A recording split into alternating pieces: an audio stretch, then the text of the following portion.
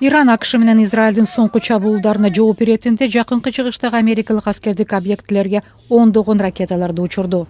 Катар ракеталык коркунучтан улам аба мейкиндигин убактылуу жапты жана зарыл болсо жооп чара көрүүгө даяр экенин билдирди.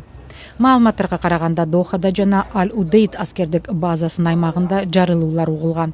Катардын коргоо министрлиги ракеталар атып түшүрүлгөнүн маалымдады.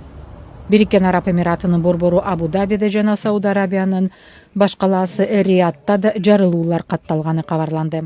Ирандын коргоо министрлиги АКШнын аймактагы бардык аскердик базалары жооп соккулардын бутасы болоорун расмий эскерткен.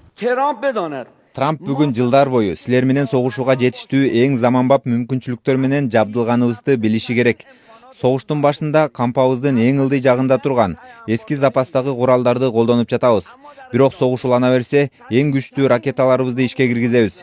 Ушул убакка чейин ачыкка чыгарбай, жашырып келген куралдарыбызды да жакынкы күндөрү пайдаланабыз. 28 февралда АКШ менен Израиль Иранга каршы биргелешкен аскердик операциясын баштаган. Кошмо Штаттардын президенти Дональд Трамп операциянын максаты Иран режими жаратып жаткан коркунучтарды жок кылуу менен Америка элин коргоо экенин билдирген. Биз аймактагы террористтик прокси күчтөрдүн мындан ары регионду же дүйнөнү туруксуздаштыра албашын жана биздин күчтөргө кол сала албашын камсыз кылабыз. Жана биз Ирандын өзөктүк куралга ээ болушуна жол бербейбиз. Нью-Йорк Таймс басылмасы биринчи толкундун максаты Ирандын жогорку лидерлерин бутага алуу болгонун жазды.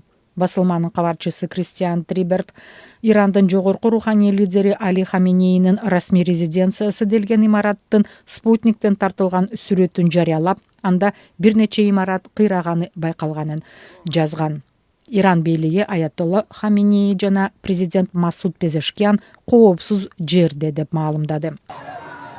Ирандын өкүлдөрү Хармазган провинциясынын Минаб шаарында мектепке сокку урулуп, 40 адам каза болуп, 48 жараат алганын билдирди.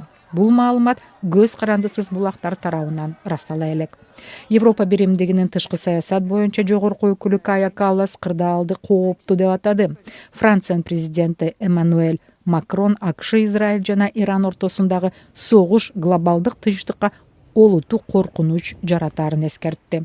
Кыргызстан бийлиги өз жарандарын Иранга барбай турууга чакырды.